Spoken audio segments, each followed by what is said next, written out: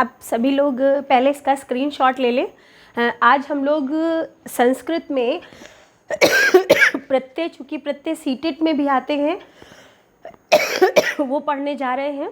Paragraph में underline कर दिया जाता है और आपसे पूछा जाता है इसमें कौन सा प्रत्यय प्रयुक्त किया गया है। तो सबसे पहले हम बात करेंगे कि प्रत्यय होते क्या हैं। तो यहाँ पे जनरली एक शब्द प्रचलित है कि उपसर्ग और प्रत्यय हम लोग कैसे डिफाइन करते हैं। तो जो शब्द मूल शब्दों से पहले जोड़े जाते हैं वो उपसर्ग होते हैं, और जिन शब्दों का प्रयोग मूल शब्द के अंत में किया जाता है उन्हें हम प्रत्यय कहते हैं। उन्हें हम प्रत्यय कहते हैं। और प्रत्यय मुख्य रूप से दो प्रकार के होते हैं। पहला कृत या कृदंत प्रत्यय और दूसरा तद्धित प्रत्यय। इसके बाद इसी के अंतर्गत स्त्री प्रत्ययों का भी प्रयोग किया गया है, लेकिन फिलहाल अभी हम लोग कृदंत में ही चल रहे हैं। तो पहला क्या है, कृत या कृदंत प्रत्यय, और दूसरा तद्धित प्रत्यय। तो कृत या कृदंत प्रत्यय कौन होते हैं? तो वे शब्द या वे प्रत्यय जिनका प्रयोग केवल और केवल धातुओं अर्थात क्रियाओं के साथ ही किया जाता है, ऐसे प्रत्यय हमारे क्या कहलाते हैं? कृत या कृदंत प्रत्यय कहलाते हैं। अर्थात धातुओं के अंत में जुड़ने वाले जो प्रत्यय हैं वो आपके कृदंत प्रत्यय कहलाते हैं। और जो तद्धित प्रत्यय होते हैं उनका प्रयोग संज्ञा या विशेषण शब्दों के अंत में किया जाता है। इतना सबको क्लियर हो गया? तो आपको ये चीज़ हमेशा माइंड में रखनी है कि जैसे इंग्लिश में आपकी वर्ब होती हैं, हिंदी में आपकी क्रियाएं होती हैं, वैसे ही संस्कृत में क्रिया को धातु के नाम से जाना जाता है। और उन धातुओं के अंत में अगर कोई चीज़ जुड़ रही है तो वो सभी प्रत्यय आपके कृदंत प्रत्यय कहलाते हैं। ठीक है, यहाँ पे हम लोग धातुओं की बात कर लेते हैं। जैसे सभी को पता है कि पठ धातु का मतलब क्या होता है? पढ़ना। लिख धातु का मतलब क्या होता है? लिखना। खाद का मतलब खाना। हंस धातु का मतलब हंसना। धातु का नाम क्या है? पा। पा धातु का मतलब क्या होता है? पीना। स्था धातु का मतलब क्या होता है? बैठना। दृश्य धातु का मतलब होता है देखना। नी का अर्थ है ले जाना। शी का अर्थ है शयन करना। इसके बाद आपका भू धातु का मतलब होना या घटित होना। श्रु धातु का मतलब होता है सुनना। क्री धातु का मतलब होता है करना। स्मृ धातु का मतलब होता है स्मरण करना या याद करना। दा धातु का अर्थ है देना। ज्ञा धातु का अर्थ है जानना। वच धातु का अर्थ है कहना। पच धातु का अर्थ है पकाना। हा धातु का अर्थ होता है मारना। ठीक है, इसके अलावा आपकी कई सारी धातुएं होती हैं। जैसे नम धातु का मतलब नमस्कार करना होता है। हन धातु, यहाँ पे हा नहीं हन धातु है, सॉरी। तो हन धातु का जो मतलब होता है वो मारना होता है। तो यहाँ पर हम लोग क्रियाएं पढ़ रहे हैं और इन क्रियाओं के साथ ही जो प्रत्यय जुड़ेंगे उन्हें हम लोग क्या कहेंगे? कृदंत प्रत्यय कहेंगे। ठीक है भाई, तो कृदंत की कैटेगरी में इसको आपको हमेशा इसी रूप में याद करना है। कोई भी प्रत्यय जुड़ जाए, अगर उस शब्द को हमें प्रत्यय और धातु में अलग करना होगा तो भू धातु ही लिखी जाएगी। भव या भा, इस तरह के शब्दों का प्रयोग नहीं किया जाता, यानी धातुओं के मूल स्वरूप में कोई परिवर्तन नहीं होता है। तो प्रत्यय में जो सबसे पहला प्रत्यय आ रहा है वो है आपका अनियर प्रत्यय। यानी पूरा प्रत्यय का नाम क्या है? अनियर प्रत्यय। और अनियर प्रत्यय में शेष क्या बचता है? अनीय। यानी ये जो हलंत वाली रा है उसका लोप हो जाता है और हमारे पास शेष क्या बचता है? अनीय बचता है। जो शेष बचता है वही धातुओं के अंत में जोड़ा जाता है। तो अनियर प्रत्यय में क्या शेष बच रहा है? अनीय शेष बच रहा है। इसका मतलब किसी भी क्रिया के साथ अगर अनीय लगा होगा तो हम तुरंत वहाँ पर समझ जाएंगे कि वहाँ पे कौन सा प्रत्यय है? अनियर प्रत्यय है। ठीक है, इसके साथ ही हम एक चीज़ आपको और बता देंगे कि अगर किसी क्रिया के अंत में अनीय या अणीय लगा हो, यहाँ पे अणीय क्यों लिखा गया है कि हम लोग सब लोग पहले से जानते हैं, अगर किसी शब्द में रा की आवृत्ति होती है, ये रा किसी भी फॉर्म में हो सकता है, इस रा की फॉर्म में भी हो सकता है। श्रा शब्द हम लिखते हैं तो सा और रा उसमें आ जाता है। हम श्रु लिखते हैं तो उसमें भी सा और रा आ जाता है। तो अगर किसी शब्द में कहीं पर भी किसी भी रा का प्रयोग होता है तो उसके बाद जो ना आता है वो अपने आप अड़ा में उच्चारित होने लगता है। तो आपको ये ध्यान रखना है कि अगर किसी भी क्रिया के अंत में अनीय या अणीय लगा है तो उस क्रिया में कौन सा प्रत्यय माना जाएगा?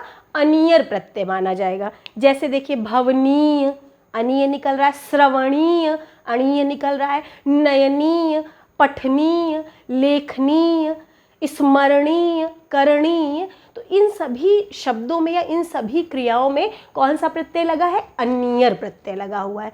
इतना सबको क्लियर आ गया? यानी किसी भी क्रिया के अंत में अनीय या अणीय लगा होगा। जैसे पठ के साथ हमने क्या जोड़ा? अनीय, तो पठनीय बन गया।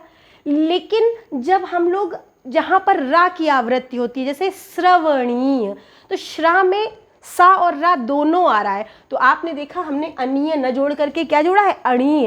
यानी उसका जो प्रोनाउंसिएशन होता है वो अपने आप में अड़ा होने लगता है। जैसे हम लोग रावण शब्द लिखते हैं तो शब्द तो रावण होता है, लेकिन जब उसको लिखा जाता है तो रावण की फॉर्म में लिखा जाता है, क्योंकि रा शब्द पहले आया है, तो बाद में जो भी ना आएगा उसका उच्चारण अड़ा में होता है। तो ऐसे तो आप लोग पहचान जाएंगे, श्रवणीय, भवनीय, कथनीय, वचनीय, पठनीय, लेखनीय, इन सभी में अनीयर प्रत्यय है। लेकिन इसको बनाने का भी एक तरीका होता है। यानी क्या तरीका है? हमको सभी शब्दों के साथ ऐसे ही अनीय जोड़ देना है, लेकिन जो लिख धातु होती है वो लेख में बदल जाती है। लिख धातु किस में परिवर्तित हो जाएगी? लेख में बदल जाएगी। और जिन क्रियाओं के अंत में स्वर है, तो हमने क्या देखा कि हमारे पास बहुत सारी ऐसी क्रियाएं हैं जिनके अंत में स्वर लगा हुआ है। और इधर हमने क्या देखा कि अनीयर का पहला अक्षर आ भी स्वर है। इसका मतलब दोनों तरफ स्वर है। तो ग्रामर का नियम हमारा ये कहता है कि दोनों तरफ अगर स्वर है तो उनमें स्वर संधि भी बनती है। तो सबसे पहले हम संधि को फॉर्म करेंगे, उसके बाद ही हम अनीय और अणीय जोड़ेंगे। इतना क्लियर हो गया? क्यों कि जैसे यहाँ पे देखिए भू में ऊ स्वर है और इधर अनीयर का आ है, तो आपको ध्यान रखना है कि जो भी संधि आपकी बन रही है, जैसे सपोज यहाँ पे हमने क्या देखा? दा धातु है। दा धातु में कौन सा स्वर है? बड़ा। और दूसरी तरफ जब हम इसमें अनीय जोड़ेंगे तो अनीय का पहला अक्षर क्या है? छोटा। तो बड़ा आ प्लस छोटा आ क्या होता है? बड़ा आ ही होता है। तो दा प्लस अनीयर मिलकर के क्या बन जाएगा? दानीय। दा प्लस अनीय जब हम जोड़ेंगे तो हमारा क्या बन जाएगा? दानीय। ऐसे ही पा धातु में भी बड़ा आ है, तो पा प्लस अनीयर अगर हम जोड़ेंगे तो क्या बन जाएगा? पानीय बन जाएगा। ज्ञा में भी देखिए बड़ा आ है, तो ज्ञा प्लस अनीयर अगर हम जोड़ेंगे तो क्या बन जाएगा? ज्ञानीय बन जाएगा। इतना क्लियर हो गया? बहुत सारे हमारे और भी शब्द हैं जिनके अंत में और भी स्वर लगे हैं। जिनके अंत में स्वर नहीं है कोई दिक्कत नहीं है, डायरेक्ट आप अनीय और अणीय जोड़ सकते हैं। लेकिन जिनके अंत में स्वर है, अनीयर प्रत्यय का पहला अक्षर स्वर होने के कारण उसके साथ हम पहले संधि को फॉर्म करेंगे। तो कौन कौन से स्वर हमारे पास है? इधर देखिए ई है, इधर हमारा ऊ है और इधर हमारा री स्वर है। यानी 3 स्वर अभी हमारे पास और बाकी हैं। तो आप लोगों ने यण संधि पढ़ी होगी कि प्रथम पद के अंत में अगर ई है और दूसरी तरफ कोई असमान स्वर है, यानी ई प्लस आ, तो प्रथम पद में अगर ई है और दूसरी तरफ कोई असमान स्वर है तो ई प्लस आ मिलकर के क्या हो जाएगा?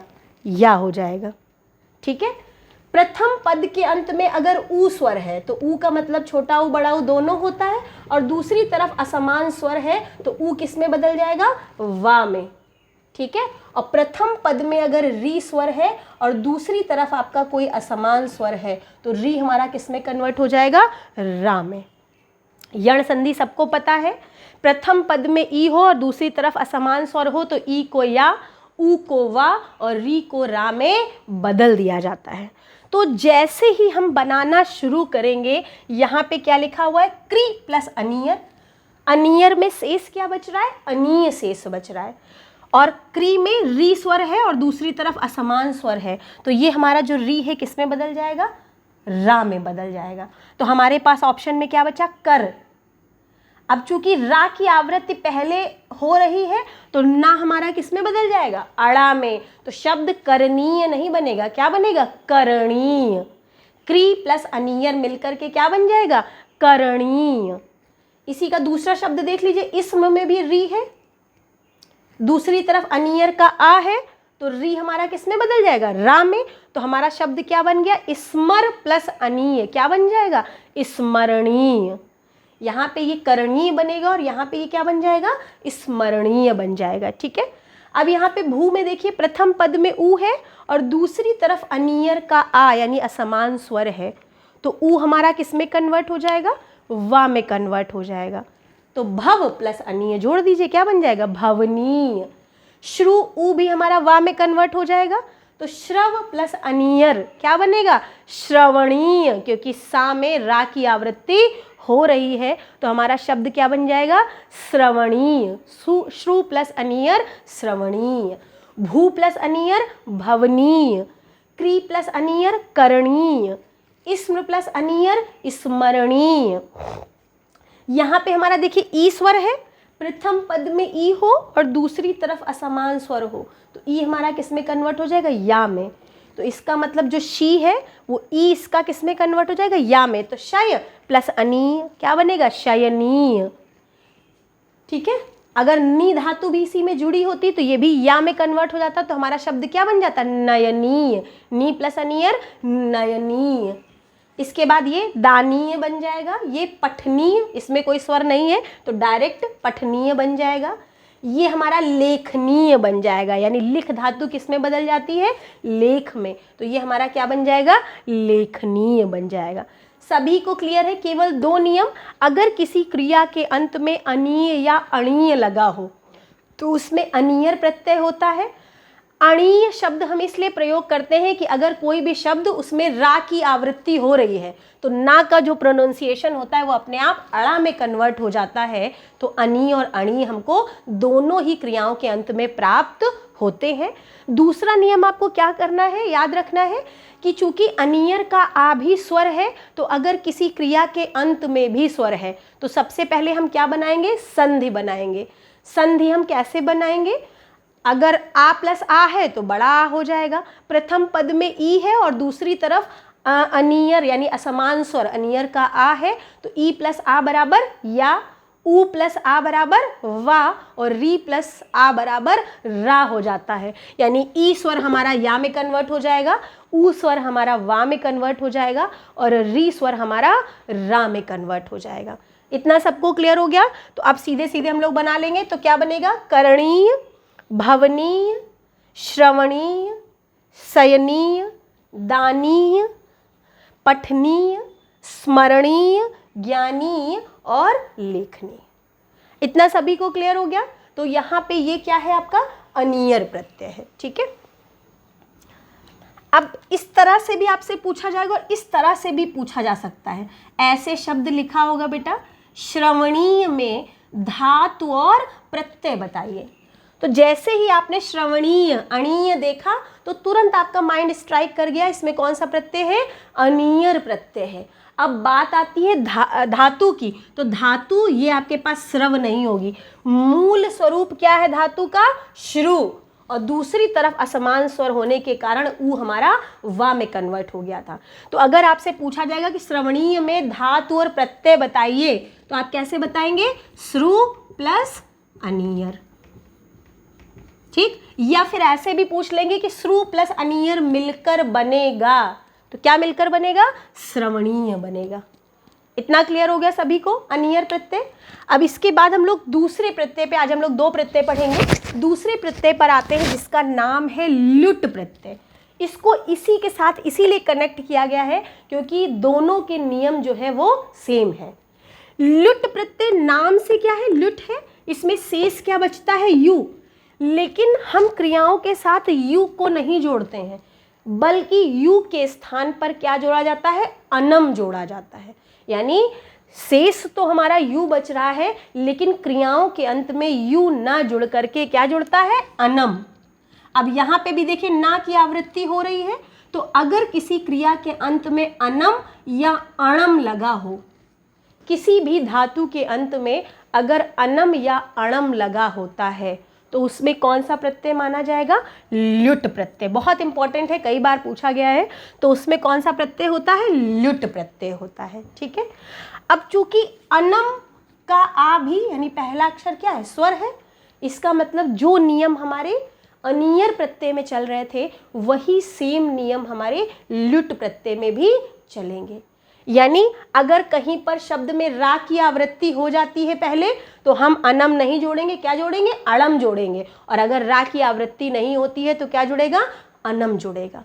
चूंकि अनम का आ स्वर है तो आपको फिर से पहले संधि फॉर्म करनी होगी, यानी आ प्लस आ बराबर बड़ा, ई प्लस आ बराबर या, ऊ प्लस आ बराबर वा और री प्लस आ बराबर रा हो जाएगा। ठीक है, तो अगेन यहाँ पे हमने देखिए दोनों प्रत्यय डाले हैं।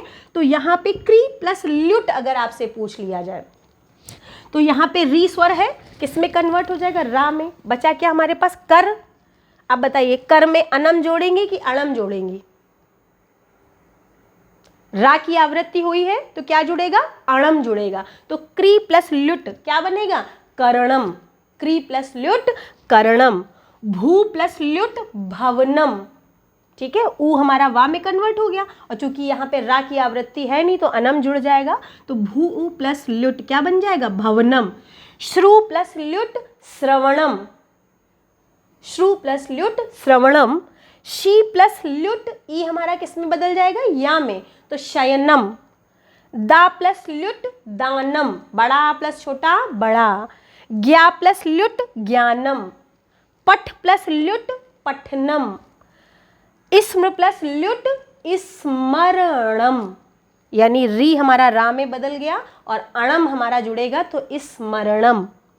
ज्ञा प्लस ल्युट ज्ञानम और लिख प्लस ल्युट हमारा क्या बनेगा? लेखनम बनेगा।